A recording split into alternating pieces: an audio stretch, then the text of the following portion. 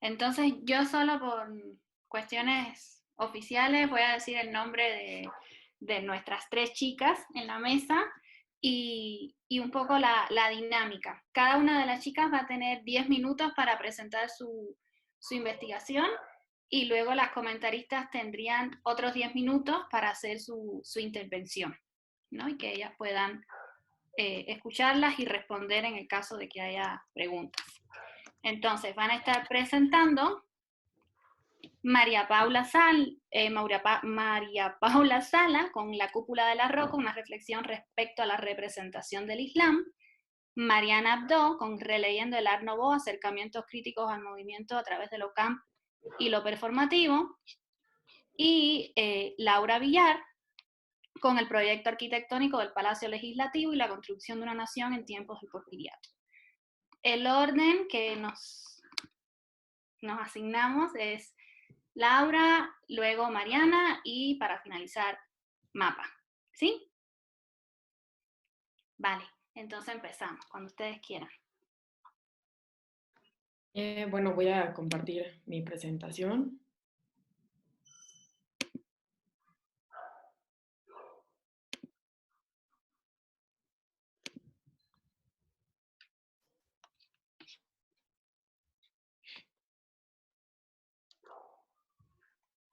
Bueno, creo que ya todas la están viendo, ¿no? Sí. Bueno, yo soy Laura Andrea Villar y mi objeto de estudio es el proyecto arquitectónico del Palacio Legislativo y la construcción de una nación en tiempos del Porfiriato.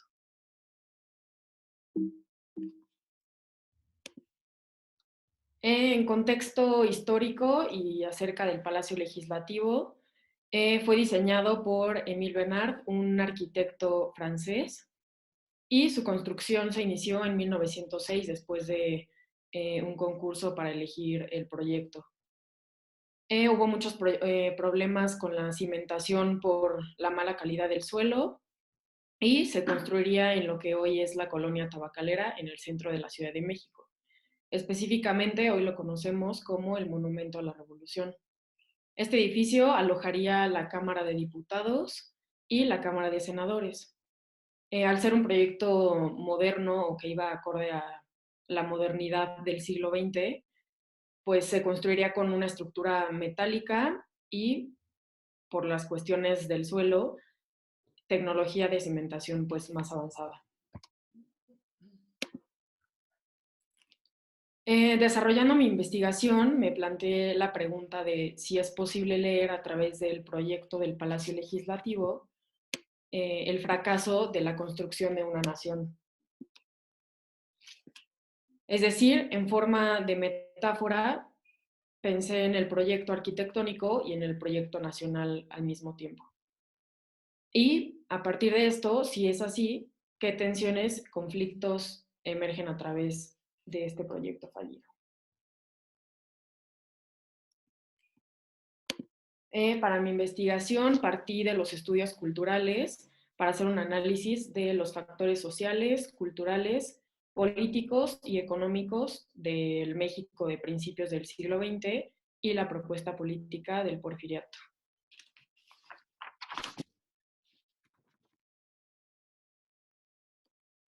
Con base en lo anterior, me planteo estas dos preguntas.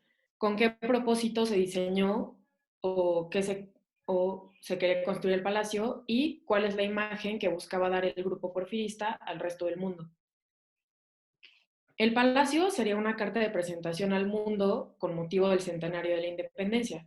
El proyecto se iba a inaugurar en esa fiesta internacional que iba a ser por por el centenario de la independencia, y pues era importante como que hubiera una nueva imagen de México, que ya no era ese México de la independencia, que había mucha pobreza, que era un pueblo en guerra. Más bien se quería dar una imagen de modernidad y de progreso.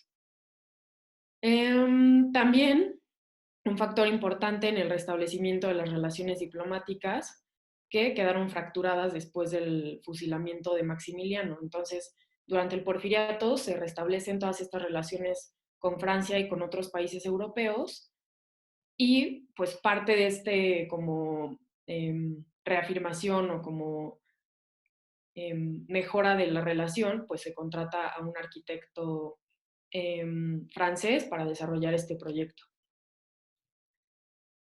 Podemos ver también en este proyecto arquitectónico la influencia de Occidente, específicamente de Europa, de Francia, y en general, pues no era el único proyecto que tenía influencia eh, europea. Había otros lugares, por ejemplo, el castillo de Chapultepec, en el que vivió Maximiliano, pues tenía muchos elementos franceses que pues se iban retomando a lo largo del siglo XIX y del XX ahora. Entonces, este afrancesamiento se ve también en el Palacio Legislativo y pues se ve la importancia de Europa en un país en desarrollo como lo era México. También Francia y específicamente París se convirtió como en el modelo a seguir de la élite porfiriana. Bueno, el régimen de Porfirio Díaz también quería que México estuviera a la altura de la modernidad de otros países. Y otro elemento que influiría en la construcción de una nación moderna era el cosmopolitismo.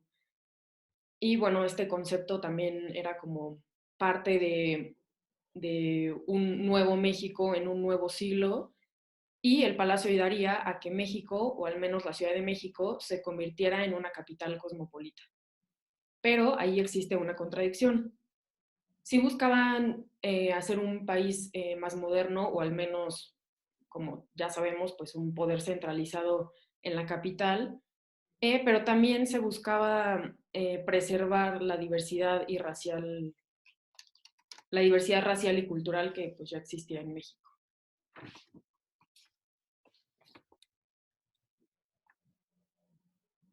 Por otra parte, considero estos 4 puntos muy importantes en mi investigación, y la administración pública era un factor muy importante en el programa de la modernidad, no solo en México, sino en otros países del mundo que ya tenían un funcionamiento más moderno en cuanto al gobierno. Y el Palacio Legislativo en México sería como un monumento a esta administración, a este nuevo modelo político moderno. Entonces, este palacio, que ya mencioné, albergaría a la Cámara de Diputados y de Senadores, y era una forma de legitimar y de dignificar este poder legislativo en México. Pero aquí también encuentro otra contradicción, porque este proyecto se desarrolló ya a finales del Porfiriato, que duró más de 30 años, y pues al ser una dictadura, el gobernante no tomaba en cuenta tanto a los otros poderes. Entonces, pues no existía en sí, o sea, realmente esa dignificación y esa legitimación al poder legislativo, porque pues era una dictadura. También otra contradicción que encontré fue que en esa época de principio del siglo XX, los primeros años, había una desigualdad social muy importante. Entonces, pues sí, se quería dar una imagen de una capital y de un poder político muy importante, pero al mismo tiempo había esta contradicción en una sociedad heterogénea. Bueno, ya mencioné la influencia de Occidente y un eurocentrismo importante que todavía se podía ver a través de los edificios y la arquitectura en México. A pesar de que ya no existía una monarquía en, en México, que ya no gobernaba una monarquía en México después de Maximiliano, todavía se le daba mucha importancia a la influencia occidental, específicamente de Europa, y bueno, en el caso de México, pues la influencia de Francia, y pues todo lo anterior para construir una nación. Y bueno, dicho todo lo anterior, concluyo que pues el hecho de que no se terminara la construcción de este proyecto, pues fue un reflejo del fallo de esta consolidación de una nación como de homogeneizar al poder, a la política, a la sociedad. Y pues también que los porfiristas querían dar una importancia a la administración pública contradictoria a lo que había pasado durante 30 años, que era una dictadura. Y bueno, creo que eso es todo.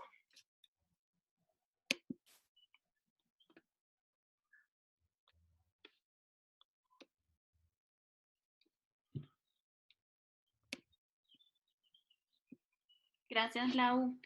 Seguimos entonces con Mariana.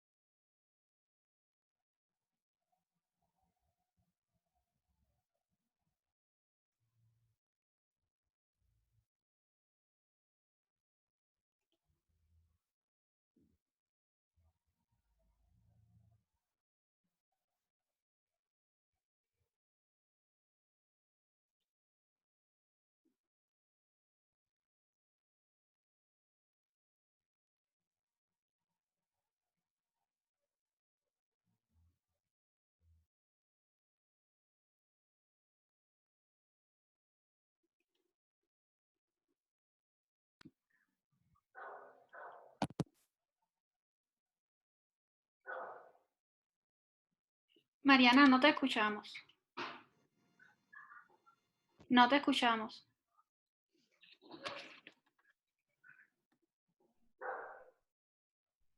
¿Ya? Ya. ¿Ya? Ok.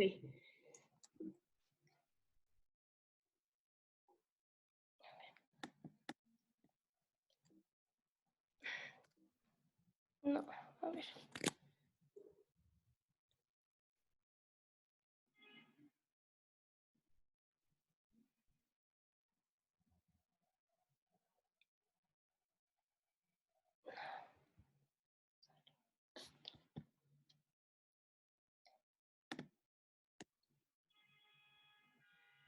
Bueno, entonces vuelvo a empezar, perdón.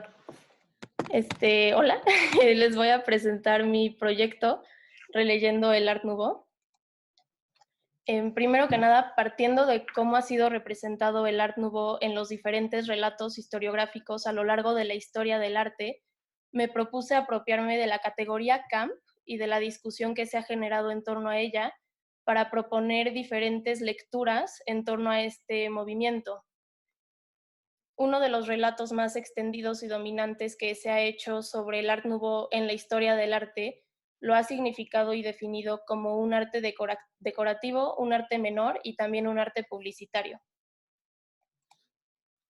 Para trabajar con la categoría camp, analicé el ensayo de Susan Sontag, Notes on Camp, y al leerlo y analizarlo me di cuenta de que la categoría camp es una categoría sumamente hiperbólica y teatral, pero también puede ser muy elusiva porque es subjetiva y por lo mismo se le puede aplicar a diferentes objetos, estilos, corrientes y personas.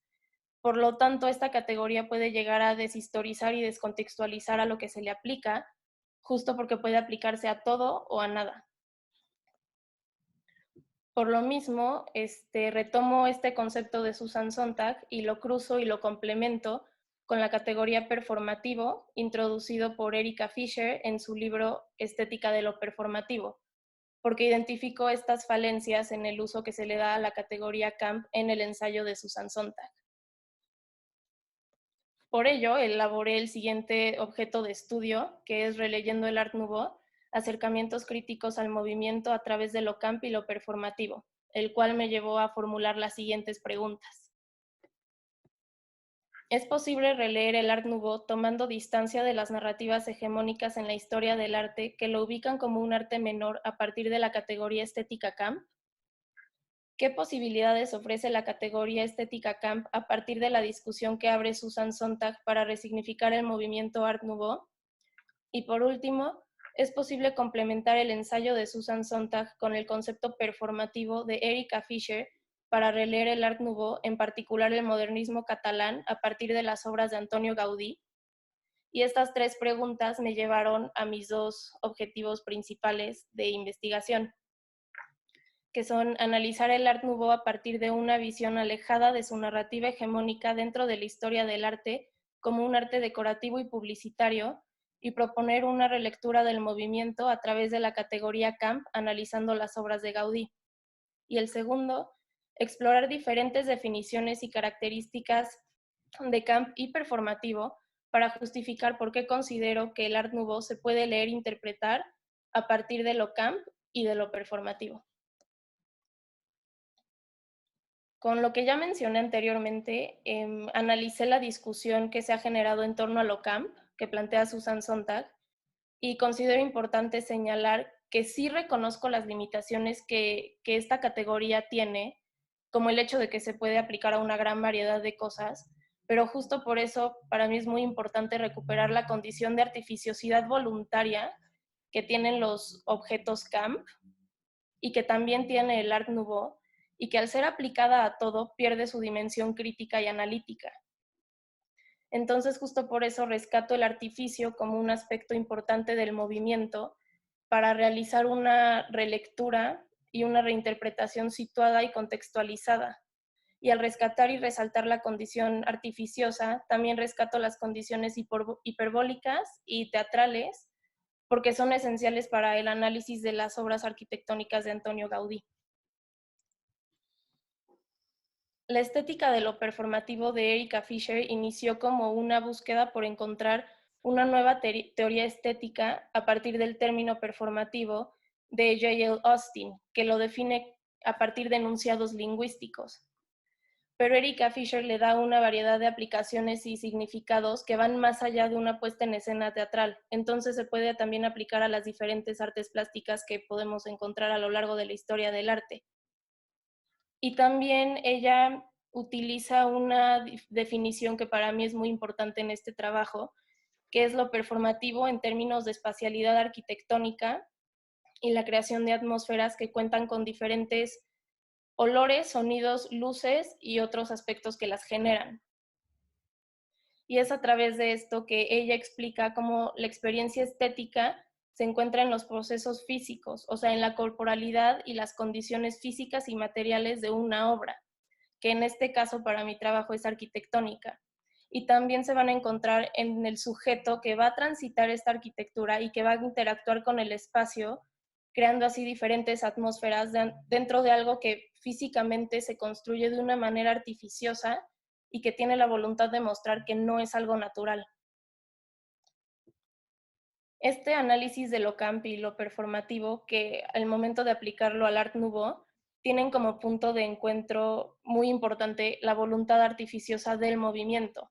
Entonces esto me llevó a aplicar mi propuesta de lectura y de interpretación a las obras del arquitecto Antonio Gaudí, porque es una figura paradigmática del modernismo catalán, y aunque sí es quien más se aleja o se escapa de esta narrativa del Art Nouveau como un arte menor o publicitario, considero que muchas veces su obra puede ser incomprendida porque se le puede adjudicar como una arquitectura decorativa y un poco caprichosa por los diferentes ornamentos que utiliza y el tipo de formas que emplea.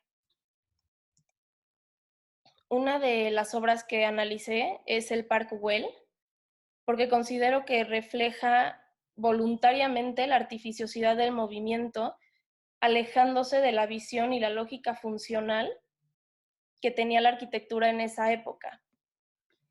El parque es un lugar sumamente hiperbólico y teatral en la manera en la que está construido, porque la naturaleza es manipulada para formar parte de un espacio arquitectónico.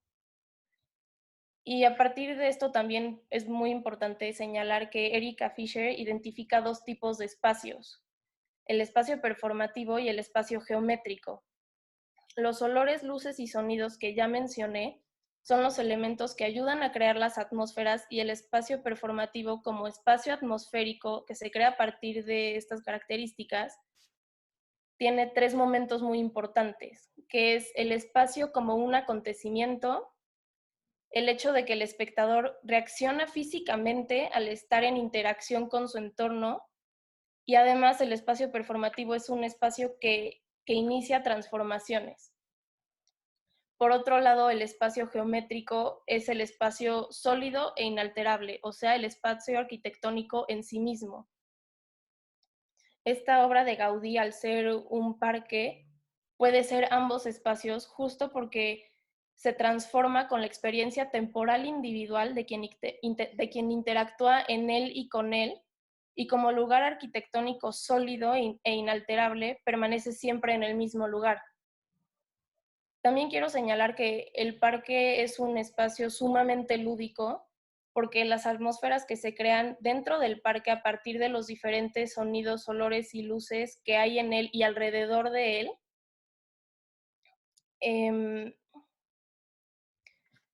invitan y atrapan al espectador a formar parte de él, y en el momento que se genera esta interacción entre el sujeto y el parque, este se convierte en un espacio performativo justo por la materialidad y la fisicidad de ambos. Por último, para terminar con el análisis del parque, la arquitectura se apropia de la naturaleza como un recurso visual, pero también es utilizada para escenificar el espacio, lo que lo convierte en un lugar artificioso, porque la manipula y la involucra de una forma poco natural e hiperbolizada, aunque a veces pueda parecer que la arquitectura y la naturaleza forman parte de una misma cosa. Y esto crea un espacio que se puede interpretar a partir de la unión de lo camp y lo performativo. Y bueno, ya en conclusión, considero que sí es posible cuestionar los relatos hegemónicos y dominantes de la historia del arte si partimos de diferentes categorías estéticas que desafían estas teorías y nos dan nuevas posibilidades para llevar a cabo diferentes lecturas y reinterpretaciones de movimientos artísticos, como lo fue en este caso el Art Nouveau y en específico el modernismo catalán. Muchas gracias.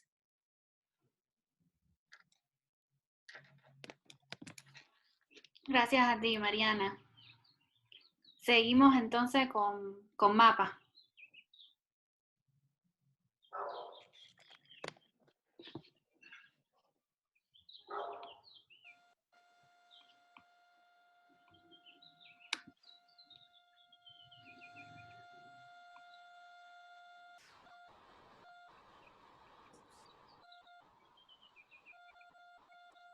¿Ahí me escuchan? Sí. Va, perfecto.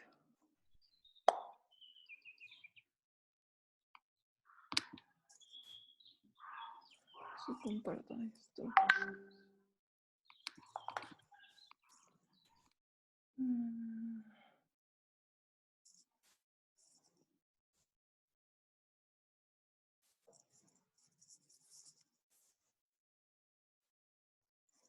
Ahí va.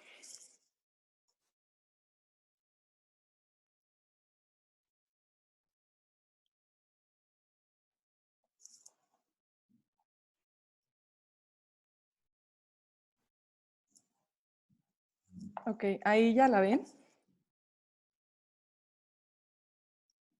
Okay. Sí, ya. Sí, Ok, sí. gracias.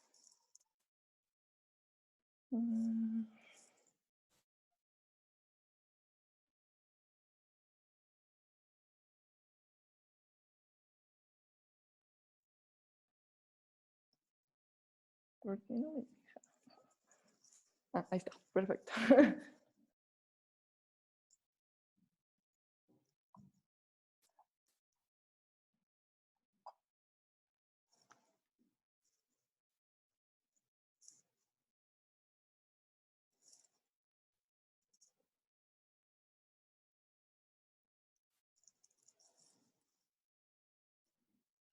Ok.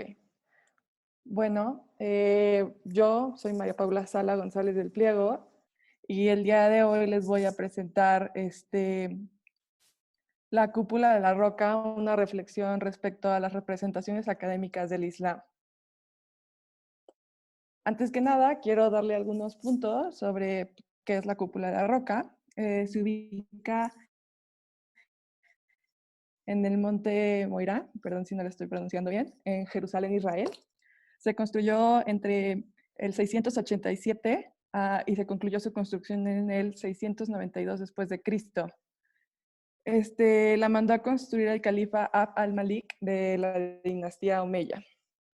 Bueno, esta investigación surgió con el objeto de estudiar la cúpula de la roca en Jerusalén, partiendo de la tesis extendida que la comprende como un instrumento de legitimación político, cultural y religioso, enmarcado durante o después de la Primera Cruzada. Pero al realizar la lectura de Edward Said, titulada Orientalismo, el foco de mi atención se desplazó hacia una pregunta inicial, que es ¿cómo ha sido constituido discursivamente el Islam? Y la crítica del autor a las políticas de representación que han dado lugar a lo que conocemos como Occidente y Oriente, establecidas en un orden colonial, con una estructura binaria, trastocaron mi objeto inicial. Por lo que me surgió otra pregunta, que es, ¿acaso la visión que manejan varios autores desconoce la especificidad del Islam? Y si esta especificidad existiese, tendría que tomar en cuenta la relación de poder que media entre cualquier investigación sobre el Islam. La complejidad de este tema parte de reconocer la desigualdad distribución de poder para el ejercicio de la representación del Islam, de modo que me centraré por un lado en analizar la producción académica en torno al Islam y desmontar los prejuicios coloniales en su base. Por otro, en reflexionar sobre la articulación de la cúpula de la cultura, la religión y de la política en el Islam y sus implicaciones. Así que mi objeto de estudio se transformó en La Cúpula de la Roca, una reflexión respecto a las presentaciones académicas del Islam, y más que nada es analizar la producción académica en torno al Islam y desmontar los prejuicios coloniales que están en su base. Así que el objetivo que me planteé fue cuestionar las narrativas que se han generado desde los distintos discursos sobre el Islam, en particular la Cúpula de la Roca, desde los diversos discursos de la academia y desmontarlos a partir de los presupuestos teóricos de Edward W. Said en Orientalismo, considerando que estas narrativas son parte de la construcción sobre el Oriente, específicamente el Islam. Pero, ¿qué es el orientalismo? Es una perspectiva teórica postcolonial, pero en palabras de Said, que él lo define como: creo que si no se examina el orientalismo como un discurso, posiblemente no se comprenda esta disciplina tan sistemática a través de la cual la cultura europea ha sido capaz de manipular e incluso dirigir Oriente desde un punto de vista político, sociológico, militar, ideológico, científico e imaginario, a partir del periodo posterior a la Ilustración. Así que seleccioné algunos autores y autoras, pero para propósitos de esta presentación, escogí 3 de los 7 que trabajé, y más que nada los escogí porque me ayudaron a cuestionar cómo ha sido representado el Islam, específicamente la Cúpula de la Roca, como un instrumento de legitimación político, cultural y religioso, y los escogí por sus visiones y porque también me pareció interesante que fueran de diferentes nacionalidades. La primera es una arqueóloga israelita que se llama Rina Abner, y ella lo que dice es que si se estudia el pasado político y cultural de Jerusalén y el culto a María la Virgen, revelan las intenciones para construir el edificio de la Cúpula de la Roca, la cual está inspirada tanto en la planta de las estructuras cristianas previas como en su significado material e espiritual. Y la intención que ella dice que está detrás es para transmitir un mensaje anticristiano. Es decir, el Islam es el opresor y el cristianismo es el oprimido, vaya. Pero viéndolo desde lo que plantea Said en Orientalismo, él dice que el orientalismo sigue teniendo una posición de autoridad, tanto que nadie que escriba o piense o pretenda hacer una investigación sobre Oriente siempre se va a topar con limitaciones porque que son impuestos por el orientalismo, pues lo que hay detrás es una red de intereses. Pero también, de acuerdo con Said, existen comunidades de interpretación que dan vida a Oriente. Cada designación que se le otorga representa intereses, reclamos, proyectos, ambiciones, retóricas, y dichas categorías están saturadas de significados tanto religiosos, históricos como políticos. Ejemplo de esto son las etiquetas de árabe y musulmán, que de acuerdo con lo que explica Said, son una subdivisión de Oriente. Otra autora es María Isabel Fierro, y lo que ella dice es que la cúpula de roca es una afirmación del poder y de la fuerza de la fe islámica y del Estado que se constituyó basado en esta fe. Su función fue propagandística y fue un elemento de la guerra ideológica, pero también es un instrumento de islamización. Ella es del Instituto de Filología CISC en Madrid, España, y toma como referencia a Oleg Grabar. Y ella lo que dice es que está generando una narrativa que, según Said, a finales del siglo XVIII, surgió un Oriente que se caracteriza por ser complejo, que se adaptará a los estudios académicos aparte de ser en las muestras de los museos, a las nuevas tesis antropológicas, biológicas, lingüísticas, raciales e históricas, y hacer un ejemplo de teorías económicas, sociológicas, que se centrarán en el desarrollo de la revolución, de la personalidad, de la cultura y del carácter nacional o religioso. El orientalismo, de acuerdo con lo que explicas ahí, es que no es una sencilla disciplina de un tema político que traspase a la cultura, a la erudición o a las instituciones. Tampoco es una extensa colección de textos que hablen sobre el Oriente, ni una conspiración imperialista que pretenda más que nada oprimir a Oriente, sino que más bien es la distribución de cierta conciencia geopolítica presente en textos estéticos, eruditos, económicos, sociológicos, históricos y filológicos, en los cuales elaboran una distinción geográfica, es decir, que existe un Oriente y un Occidente. Es un discurso que no se puede ligar directamente con el poder político, pero se cree y existe durante un intercambio desigual, es decir, se conforma a través de un trueque entre el poder político, intelectual, cultural y moral.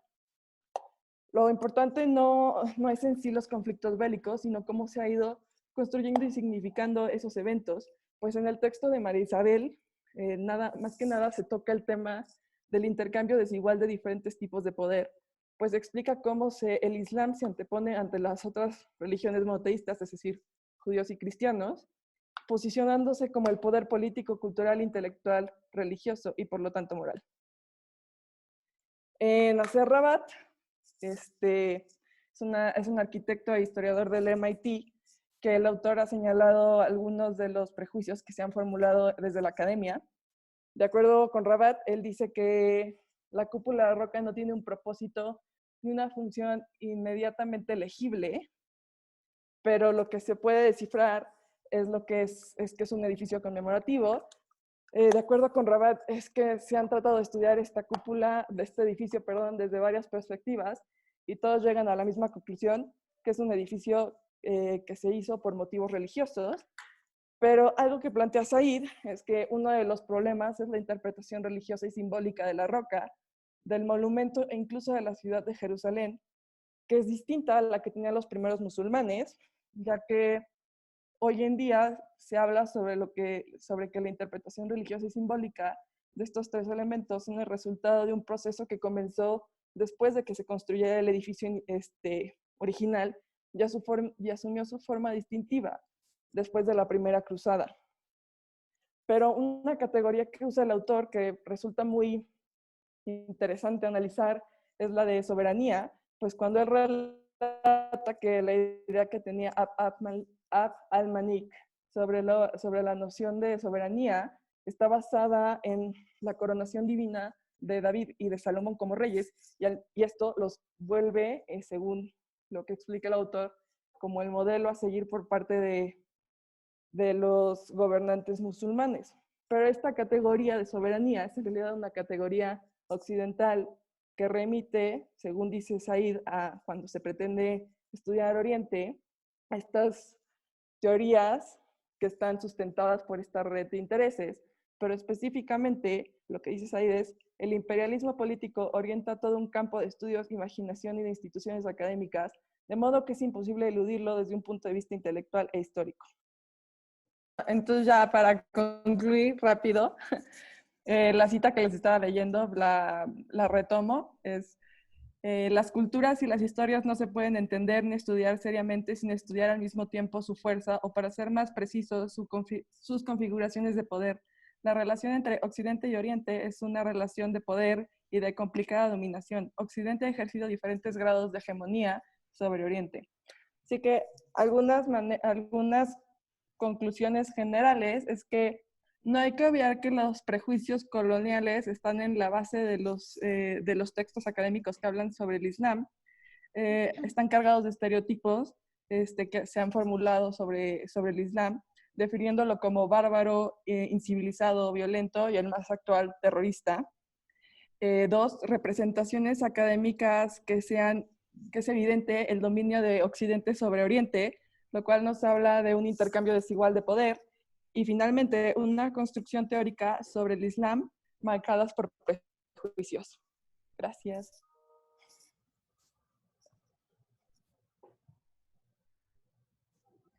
Gracias a ti, Mapa. Entonces, si quieren, comenzamos con los comentarios de Valeria. Muchas gracias. Bueno, pues antes que nada, muchas gracias, Lau, por invitarme a comentar tu texto. La verdad es que me gusta la idea de, a partir de la arquitectura, tratar de entender la carga simbólica que ésta tenía. Coincido contigo, es interesante cómo el Palacio Legislativo, en el contexto del Porfiriato, con todo lo que no era de contrapeso el Palacio Legislativo, parece contradictorio darle, ¿no? Dotarlo de un palacio. Ahí sería interesante ver efectivamente cuál es la imagen que se quiere dar, ¿no? Al respecto. O sea, una cosa es lo que en términos políticos no estaba pasando y otra es en términos del discurso, cómo se está manejando. Creo, sin embargo, esto que dices que es contradictorio no con con la administración, me parece que ahí creo que el porfiriato, y voy a decirlo tal cual, al porfiriato hay que entenderlo no a la luz de la Revolución Mexicana, al porfiriato hay que entenderlo a la luz de lo que pasó en el siglo XIX. Y entonces cuando uno ve en perspectiva los vaivenes políticos del siglo XIX, uno entiende la importancia que fue no solamente la estabilidad política, sino la consolidación de la administración pública, ¿no? Y ahí, qué duda cabe, hay una consolidación. Entonces ahí hay que ver cómo parte de esa dignificación de la que tú hablabas, parte de el construirles palacio a estas dependencias gubernamentales, va justamente en consonancia con el tratar de seguir dando no solamente estabilidad, sino esta legitimidad y este prestigio de esa administración pública que no había existido a lo largo del 19, o que había existido con muchos altibajos, ¿no? Entonces, insisto en ello, al porfiriato hay que entenderlo, criticarlo, analizarlo a la luz del siglo XIX y no tanto de lo que va a pasar, porque generalmente la historiografía nos hemos comprado mucho entender al porfiriato como una dictadura, como algo que finalmente termina siendo completamente opuesto a todo aquello que la revolución y los gobiernos posrevolucionarios quisieron construir, ¿no? Y que me parece que ahí hay que matizar. El siguiente punto, me parecería que podrías analizar la arquitectura que propone Émile Bernard. Es decir, no nada más tratar de entender al proyecto, sino ver cómo se está proponiendo, qué elementos, porque conocemos los elementos que iban a estar en la fachada, conocemos los espacios que iban a estar internamente, entonces creo que hay una posibilidad de leer el proyecto arquitectónico, de interpretar el proyecto arquitectónico. En ese sentido también hay testimonios, ¿no? Creo que el libro que tú ya habías consultado, el de Émile Bernard, ahí hay que ver lo que él dice del proyecto también, ¿no? sería muy interesante ver cómo él lo está interpretando y cómo él también lo está dotando de significado. Algo que a lo mejor ya no nos da tiempo y menos en contingencia, ¿verdad? Sería revisar la prensa del momento y ver en la prensa, porque hubo colocación de primera piedra del Palacio. De hecho, hay varios fotoperiodistas que tienen muy buenas fotos al respecto. Y es muy interesante ver cómo la forma en la que se le difundió al proyecto. Entonces, algo que se podría hacer posteriormente sería revisar la prensa del momento y tratar de ver cómo lo están tomando, qué están diciendo del proyecto en sí. Y finalmente me parece interesante que pudieras verlo en términos arquitectónicos. Tiene una gran lectura, tiene una lectura que puedes hacer respecto a el Parlamento en Viena, que se inaugura en 1883, y el Reichstag, bueno, sabes la que sabe alemán, el Reichstag de Berlín, el Parlamento de Berlín. El Reichstag. Gracias. El Reichstag de Berlín, que se inaugura en 1884. Si tú ves esos proyectos en términos arquitectónicos, puedes tratar de ver, y ahí lo interesante es cómo se está concibiendo que debe ser ese mundo legislativo y a qué referentes clásicos hacen alusión los tres, ¿no? En las fachadas, en los frisos, en las columnas. ¿Y eso qué significa en términos políticos? ¿Dónde está tu legitimidad política, ¿no? Tu construcción, ¿a qué estás apelando en términos históricos respecto a eso que quieres, a esa imagen que quieres dar desde tu parlamento? Y que sí la tenían en Europa. Entonces, aquí es muy interesante ver, este proyecto se está haciendo cuando otros están inaugurando. Entonces, sí, hay una intencionalidad, como tú bien dices, de que México sea una carta de presentación, tenga una buena carta de presentación en el centenario, pero además que carta de presentación, donde se busca que estos edificios dialoguen con esos edificios que están en Europa. Y ahí la modernidad se dota de un significado muy peculiar. Esos serían a grandes rasgos. La verdad es que me encantaría leer tu texto, me encantaría que le saques jugo y que analices las imágenes que conocemos. Me parece que podría ser muy interesante tener un texto tuyo, una investigación a partir de las fuentes visuales que tenemos, que me parece que no se han explotado tanto, y más en términos de este diálogo con otras arquitecturas.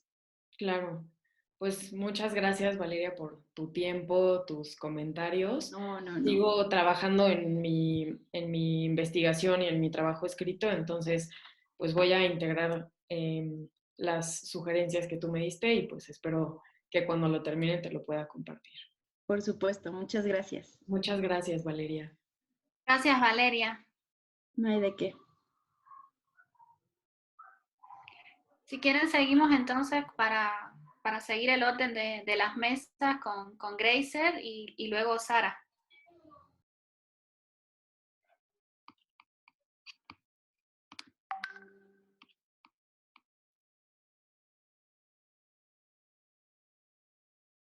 ¿Me escucho?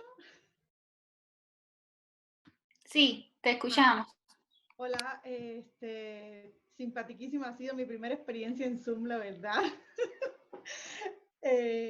Muy agradecida a la profesora de seminario y también la oportunidad a la alumna de que me dejara leer pues este proyecto que según veo recién empieza y no obstante encuentro digamos muy bien escrito, con mucha claridad en las ideas.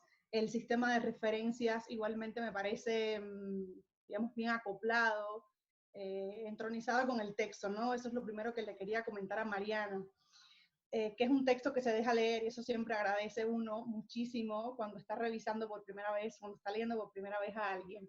Te quería comentar específicamente algunos puntos que creo que están entroncando con tu decisión inicial de abocarte a repensar las propias o reutilizar las categorías como el camp, por ejemplo, ajustada a la experiencia del Art Nouveau. Yo, aunque paradójicamente lo trabajo desde la publicidad, ¿no? Y desde el otro lado, perdón, creo muy necesario, ¿no? Este tipo de ejercicios y justamente en la posibilidad de ver como necesario el ejercicio de replantear los conceptos que a veces dejamos ya anclados o más tradicionales. Pensaba, ¿no?, cuando te leía, en una de las, digamos, de los conceptos más grandes que tiene un filósofo que me gusta muchísimo, que es Jacques Derrida, y justo trabaja, o sea, está pensando en la posibilidad de la deconstrucción como una actividad ya no solo asociada a la lingüística, como según las interpretaciones, ¿no?, de este trabajo, sino también asociada a otras experiencias, y justo es la experiencia artística, arquitectónica, pictórica, la que se deja leer desde la idea de la deconstrucción, que es lo que creo que en general estás haciendo en tu trabajo. No sé si eras consciente de ello, pero creo que es un ejercicio interesante, y para ello te quería recomendar dos textos que son entrevistas más bien que les hacen a Derrida, una página que ya no existe, que se llama Derrida en castellano. Está muy interesante, o sea, ya los textos están como en PDF ya circulando y es más fácil, pero de momento he pensado en dos opciones, aquí te las tengo anotaditas: Escoger su herencia y Las artes del espacio. Las dos entrevistas, como te decía, creo que son muy singulares porque clarifica ideas que en textos pues más densos como la escritura y la diferencia pues ya digamos que cuesta más trabajo. Te exhorto a que los revises justo para que puedas pensar tu texto, tu trabajo de investigación como una posibilidad de constructiva de la idea del Art Nouveau, y así también de reutilización de un concepto como el camp posterior a la experiencia Nouveau, y anclarle entonces a esta experiencia artística. No sé si sea como para ahorita mismo, pero sí creo que puedes utilizarla a futuro como una, después que leas, ¿no?, y avances más en la investigación, como una variante tanto emocional para uno, ¿no?, porque tienes diferentes estrategias. La idea de la deconstrucción no tiene como fundamento dinamitar eso que mencionabas tú y que aquí lo anotaba, tomar distancia, ¿no?, de una historia del arte pues más tradicional, y al mismo tiempo trabajar como fuera de lo estático, de lo hegemónico, y eso justo lo que como podemos pensar igual la estrategia del concepto.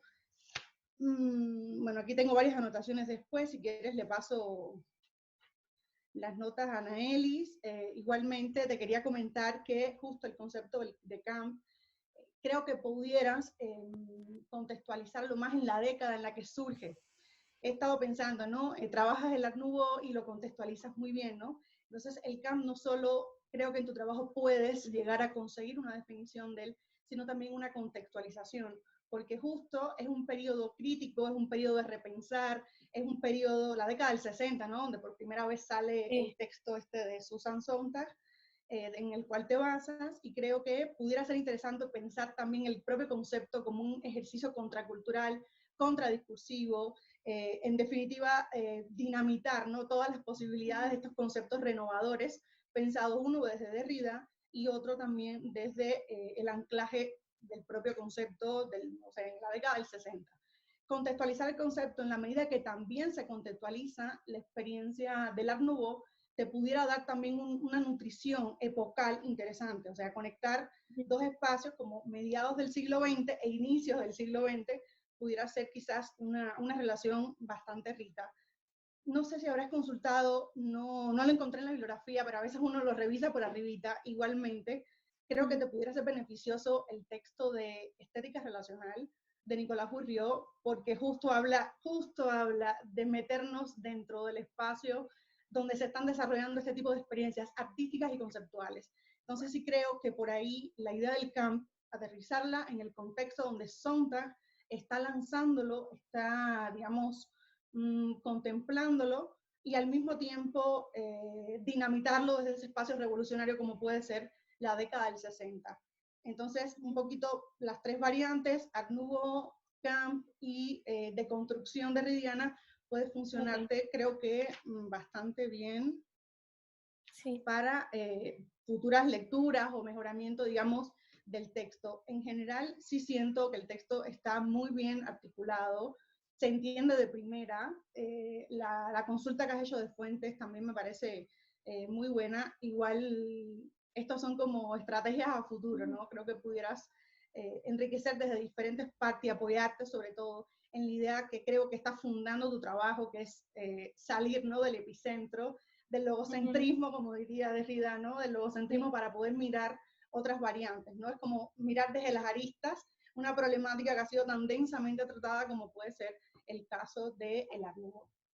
Pues muchísimas gracias. Y sí, voy a revisar las referencias que me diste y voy a ver si todavía hay tiempo para aplicarlas al texto que ya tengo. Si no, en un futuro seguro las voy a estar usando. Y pues muchísimas gracias por tu tiempo y tus comentarios. Te lo agradezco No, a mucho. ustedes por invitarme. Muchas gracias.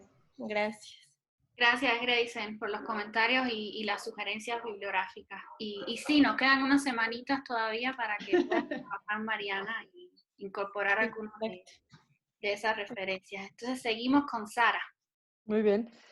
Bueno, muchas gracias por la invitación. Yo me vi muy acartonada, pero hoy releí el texto de Mapa. Debo decir que cambiaron mis percepciones y te lo voy a comentar al final, con tu presentación que me pareció muy clara. Y antes de pasar a Mapa, no quiero que se me pierda un comentario para Laura. No, es meramente anecdótico, pero no sé si sepas que un artista contemporáneo que se llama Eric Meyenberg hizo en 2011 en una exposición que se llama Sueños de una Nación que pusimos en el MUNAL. La curaduría fue de José Luis Barrios y lo invitó a participar. Eric participó justamente con una intervención sonora que no pudo realizar en el Monumento a la Revolución, que trataba justamente de refigurar todo el espacio no construido de ese palacio legislativo, a partir de bocinas que repetían una especie de himno creado por Jorge Torres, me parece. La obra no se pudo realizar como él quería porque la gestión no se concretó con la delegación México, pero bueno, es interesante y tiene como varios procesos de revisión, digamos, un poco de arqueología y todo esto que está en boga, ¿no? En las nuevas reescrituras del arte contemporáneo, que bueno, por ahí puede ser interesante. Ahora voy a leer el comentario en Mapa, es brevecito, se los prometo. Gracias, Sara. Bueno, eso, agradecer por un lado tu confianza, María Paula, y la oportunidad de conocer y de comentar este trabajo. Me parece muy importante que se planteen iniciativas como esta para saber qué es lo que ronda los intereses de los alumnos, pero me parece todavía más importante que se estén logrando trabajos de índole crítica e historiográfica. Una labor extraordinariamente complicada, pero que has llevado a buen puerto y que seguramente te aportó como ejercicio mucho más que la elaboración del trabajo escrito. El objeto de estudio, el domo o la cúpula de la roca, te hizo seguir intuiciones que ciertamente son acertadas. Creaste una metodología de aproximación a partir de una cuidadosa selección de textos especializados y no cabe duda que fue una excelente elección a partir de las consideraciones del orientalismo de Edward Said, educado en el canon occidental pero nacido en Jerusalén. Su lectura es compleja y creo que hiciste un considerable esfuerzo por desbrozar las cuestiones principales, tales como que el orientalismo es eso, una serie de discursos cambiantes, flexibles, fluidos, pero que siempre manifiestan la hegemonía de Occidente. En este sentido, la selección de tus textos es capital, pero me habría gustado como lectora encontrar algunos ejemplos dentro de ellos que manifestaran claramente su vinculación con el orientalismo, entendido como ese cúmulo de discursos flexibles y cambiantes. Me refiero a que una selección de citas de tus propias fuentes habría puesto al lector a hacer el ejercicio de detectar las ideas de Said y habría permitido un diálogo historiográfico entre ellas. Esto, más que ser una crítica, me gustaría que fuera el impulso de un trabajo a futuro, pues parece que el tema podría no abandonarte en un largo tiempo. Te recomiendo una siguiente lectura de este escrito, de esto que yo leí, pues hay cuestiones de escritura que atender, cuestiones menores que se pueden solucionar muy fácilmente, como correspondencia entre género, número, mayúsculas que no van, y un tratamiento, eso sí, homogéneo de las fuentes, de los títulos de libros, capítulos, mismo asunto que te recomiendo también cuidar en tu aparato crítico. Este esfuerzo que has realizado, como decía, me parece la piedra angular para desarrollar una reflexión historiográfica, pero también brinda la oportunidad de abordar el objeto en sí. Ya has señalado que el Domo de la Roca es un semióforo, en palabras de Fernando Cisneros, pero ¿qué más es? ¿No? ¿Qué signos porta? Nos hablas del objeto en su enclave geopolítico, lo cual es muy importante, pero de pronto hace falta leer la piel del monumento, su proceso de creación por parte de manos cristianas, según entiendo a partir de tu texto, la tradición y los saberes que involucra. Estos artífices sirios que realizaban las iglesias contemporáneamente y que eran reputados por su conocimiento. María Paula, tienes una joya entre las manos, una joya que has ido puliendo y que espera una resolución y un desarrollo muy prometedores. Te felicito en primera instancia por eso. Y ahora voy justamente con mi apreciación después de tu presentación. Creo que en la presentación pusiste muy claramente los puntos que extraes de Edward Said y que componen lo que es en términos generales el orientalismo. Esto en el texto que yo leí, que me imagino que es el texto largo, no está tan explícito. Entonces yo creo que hay oportunidad nada más de seleccionar unas cuantas citas de los autores que ya tienes en mente y poner los ejemplos, ¿no? Porque dices, aquí se ve que fulano de tal es víctima del orientalismo, vamos a decir, pero ¿cómo es eso, no? ¿Cómo lo ejemplificas textualmente? Y creo que en esa medida, digamos, el trabajo de profundidad y de reflexión historiográfica va a ser muchísimo mayor. De todos modos, la verdad es que te echaste un trompo grande a la uña, ¿no? Que esto no era una resolución sencilla y me parece que lo llevaste a muy buen puerto. Te felicito por eso.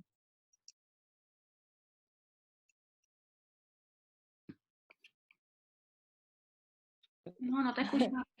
Perdón. ¿Ahí ya me escuchan?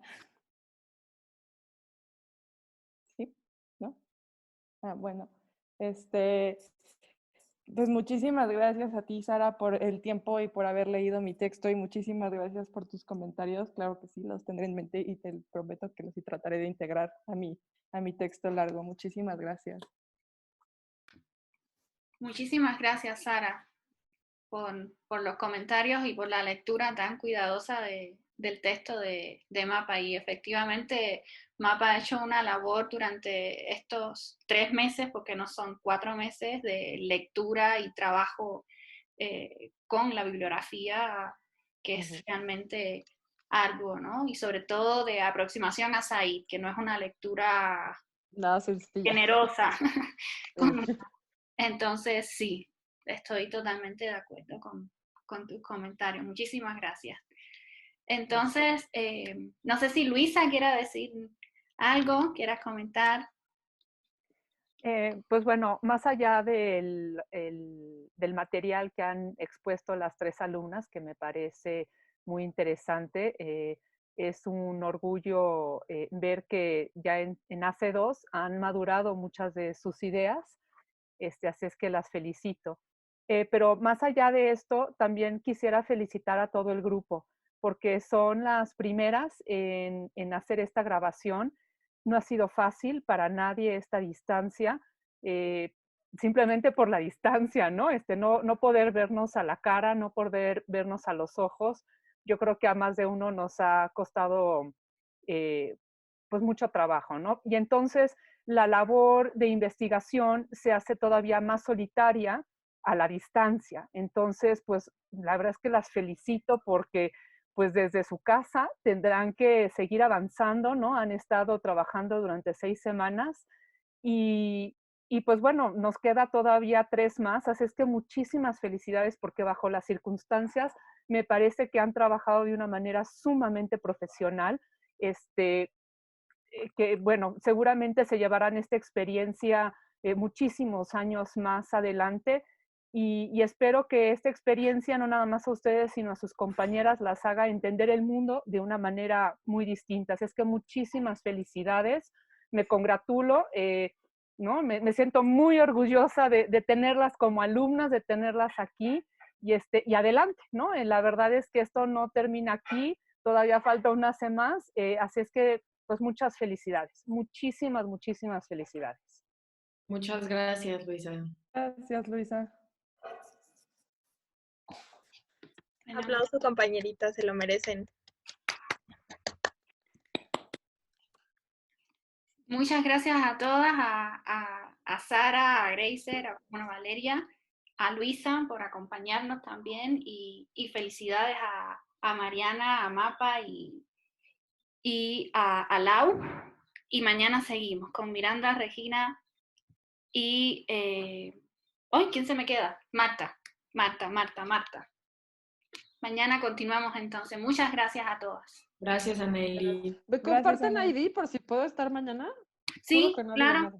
Seguro que sí, sí. Okay. Muy bien. Gracias. Muchas gracias. Chicas. Hasta luego. Descansa. Gracias. Buena tarde. Bye.